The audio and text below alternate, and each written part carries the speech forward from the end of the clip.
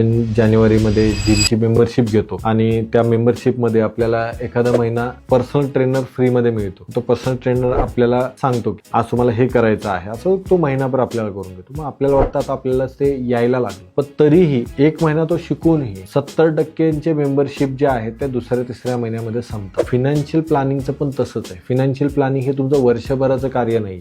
जोपर्यंत तुम्ही पैसा कमवता आणि जोपर्यंत तुम्ही या जगामध्ये माणूस जिवंत आहे तोपर्यंत पैसा त्याच्यासाठी काम करणार. त्यामुळे हे एका महिन्याचं एका वर्षाचं नाहीये, हे निरंतर आहे आणि हे टप्प्याटप्प्याने चेंज पण होणार आहे. 20 वर्षाचा काळ तुम्हाला विदाऊट रिटायरमेंट राहायचं आहे तर लक्षात घ्या, तुम्ही 30 ते 60 पर्यंत हा 30 वर्षाच्या काळामध्ये तुम्हाला 50 वर्षाची कमाई करायची किंवा त्या पद्धतीने गुंतवणूक करायची. त्यामुळे एक आहे की तुमचा जर त्याच्यामध्ये कोर एक्सपर्टाईज नसेल तर तुम्ही कोणत्या ना कोणत्या तरी फिनान्शियल ॲडवायझर जे प्रोफेशनली ते काम करतात, नाहीतर काय होईल, तुम्ही चांगले कमवून सुद्धा स्वतःच स्वतः करण्यामध्ये तुम्ही स्वतःच्या पैशाची वाट लावून